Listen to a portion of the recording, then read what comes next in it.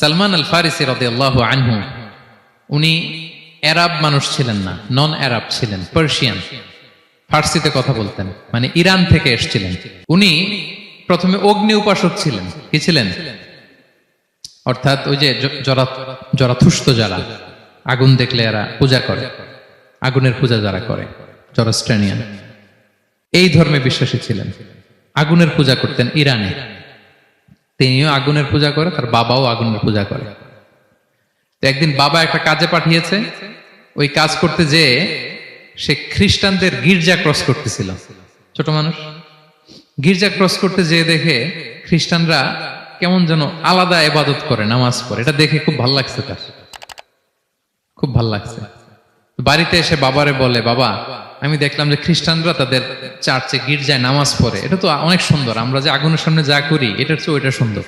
বাবা বলে, খাইছে, ছেলে তো আমার শেষ হয়ে যাবে। তো বলতেছে, না না বাবা, আমরা যে আগুনের উপাসনা করি এটাই ভালো। উনি বলেন, না, আমি অনেক চিন্তা করেছি, ওরা যেভাবে গডের কাছে চায় ওইটা শ্রেষ্ঠ। বাবার সাথে ছেলের, সালমানের অনেক তর্ক বিতর্ক। পরে বাবা ভাবলেন, যদি ওকে না আটকাই তাইলে প্রভাবিত হয়ে সে খ্রিস্টান হয়ে যেতে পারে। তো ঝগড়া তর্ক বিতর্ক শেষে তার পিতা তাকে শেকলবন্দি করলো। কি করলো? পায়ে শেকল লাগায় রাখছে। কিন্তু ছেলে তো মনে মনে খ্রিস্ট ধর্মের প্রতি আকৃষ্ট হয়ে গেছে। তো ওই খ্রিস্টানরা তার সাথে লুকিয়ে যোগাযোগ করত।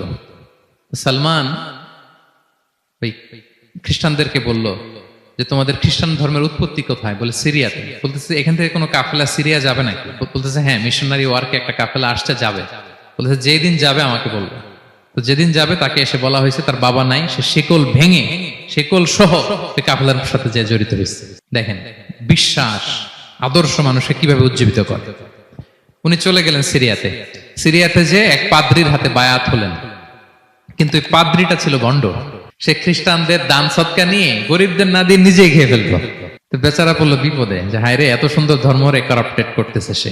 পরে এই পাদ্রি যখন মারা গেল, সালমান সে আরেক পাদ্রির কাছে গেল। আরেক পাদ্রির কাছে গেল। ওই পাদ্রি আবার অনেক ভালো, খুবই ইবাদত করে। তো ওই পাদ্রি কিছুদিন থাকার পরে ওই পাদ্রিও মারা গেল। ওই মারা যাওয়ার আগে সে জিজ্ঞেস করতেছিল যে, পাদ্রি, এই বর্তমান পৃথিবীতে সবচেয়ে ভালো খ্রিস্টান পাদ্রি কে? বলতেছে, আর কেউ নাই। যদি ভালো খ্রিস্টান পাদ্রি তোমাকে পেতে হয়, জানতে হয়, তোমাকে ইরাকের মোসেল শহরে যেতে হবে। এবার মোসেলে যে সে আরেক খ্রিস্টান পাদ্রির কাছে থাকলো। কিছুদিন পরে ওই পাদ্রিও মারা গেল।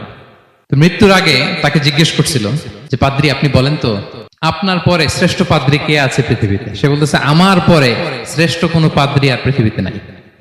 খ্রিস্টান ধর্ম শেষ হয়ে গিয়েছে, নাই। তবে জেনে রেখো, শেষ জামানার নবী আসার সময় ঘনিয়ে এসছে। তিনি যে এলাকায় আসবে, এলাকাটা চারদিকে পাহাড় বেষ্টিত থাকবে। চারদিকে থাকবে পাহাড়, খেজুরের বাগান, মরুদ্যান। তাকে চেনার আলামত আছে। কি আছে? আলামত আছে। এক নম্বর আলামত হচ্ছে, ওই শেষ নবীকে দানের খাবার দিলে তিনি খায় না, কিন্তু উপহার দিলে সে নেয়, খায়। আর তার পিঠে দুই কাঁধের মাঝখানে একটা নবুয়তির মোহর আছে। সুবহানাল্লাহ। যদি পারো তার কাছে যে বায়াত হও। সালমান আল ফারিসি পাগল হয়ে গেছে ওনার সন্ধান পাওয়ার জন্য। কিভাবে যাবে, কিভাবে যাবে? তো উনি কিছু ছাগল পালতেন। একটা কাফেলা তিনি পেলেন, যে কাফেলা আরব কাফেলা, বনু কালবের কাফেলা, আরব দেশে যাচ্ছে। তাদের সাথে তিনি চুক্তি করলেন যে, আমার যত ছাগল আছে এই ছাগলগুলো তোমাদের দিয়ে দিব, তোমরা কি ওই এলাকায় আমাকে পৌঁছে দিবা? তারা বললেন, হ্যাঁ, পৌঁছে দিব। সব ছাগল দিয়ে দিলেন, রওনা হইলেন ওই এলাকায়। মাঝপথে তারা তার সাথে জুলুম করলো, অন্যায় আচরণ করলো। তাকে দাস হিসেবে বিক্রি করে দিল ইহুদিদের কাছে। ওয়াদি আল কোরা নামে একটা জায়গা আছে, ওখানকার এক ইহুদির কাছে বিক্রি করে দিল। সে ইহুদির কাছে দাস হিসেবে থাকতে আরম্ভ করলো। অনেকদিন পরে, মদিনার পূর্ব নাম কি দেখি কে বলতে পারে?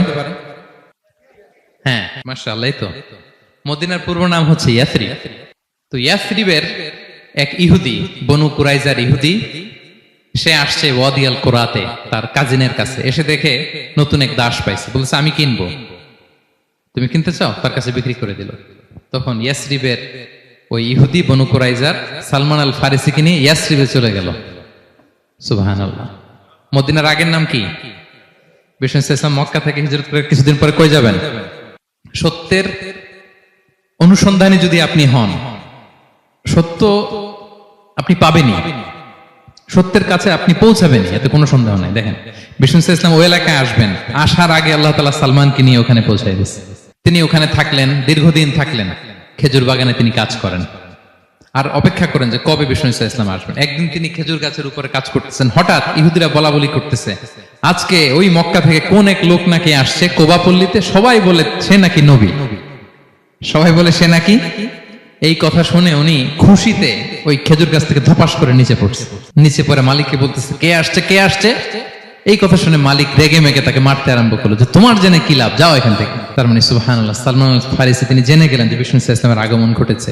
আপনারা জানেন যে হিজরতের যে রুটটা, বিষ্ণু ইসলাম সরাসরি ইয়াসরিবে বা মদিনায় না ঢুকে প্রথমে কুবাতে ঢুকেছিলেন, কুবাপল্লীতে কিছুদিন ছিলেন, মসজিদে কুবা নির্মাণ করেছেন।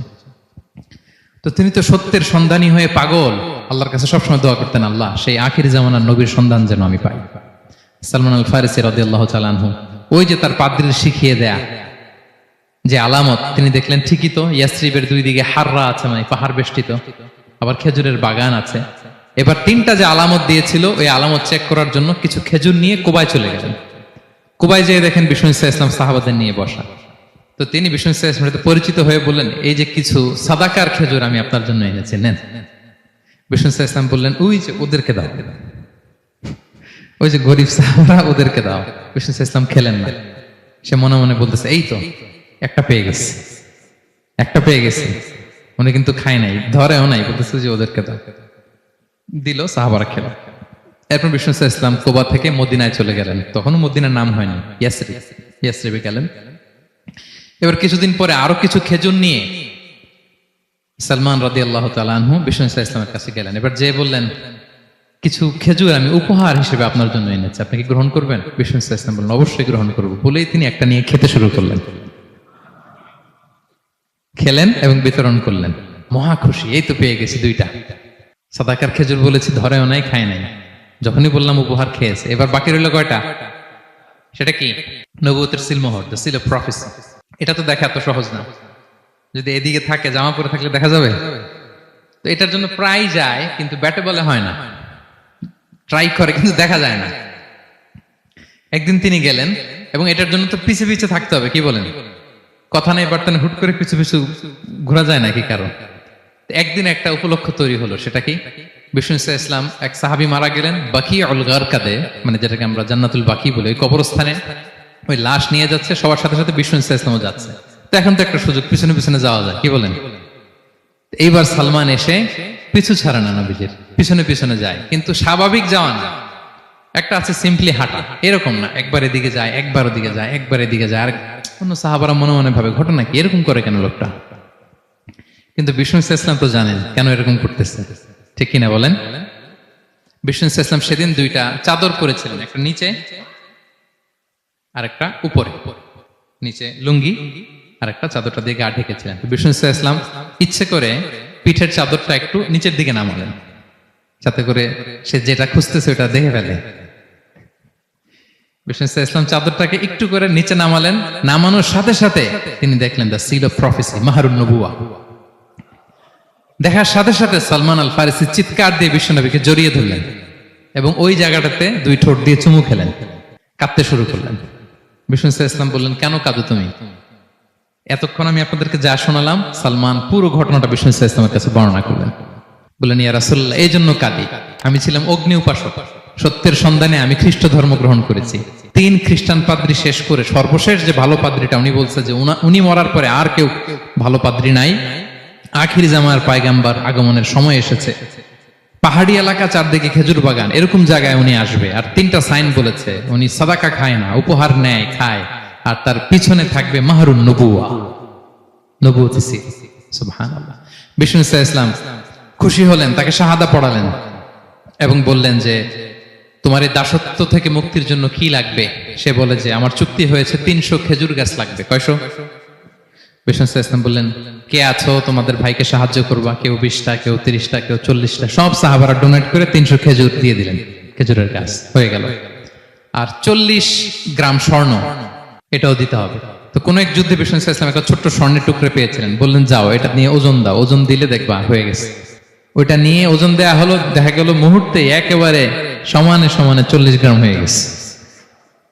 সালমান আল ফারিসি রাদিয়াল্লাহু তাআলা আনহু তারপর থেকে মৃত্যুর আগ পর্যন্ত বিষ্ণু ইসলামের সাথে ছিলেন, সবগুলো যুদ্ধে অংশগ্রহণ করেছেন। এবং 5ম হিজরিতে ওই যে পরীক্ষা খননের কথা আমরা জানি না, দ্য ব্যাটল অফ ট্রেন্চ, এই বুদ্ধিটা আসছিল সালমান রাদিয়াল্লাহু তাআলা আনহুর মাথা থেকে। এটা হচ্ছে ওনার ব্রেন চাইল্ড।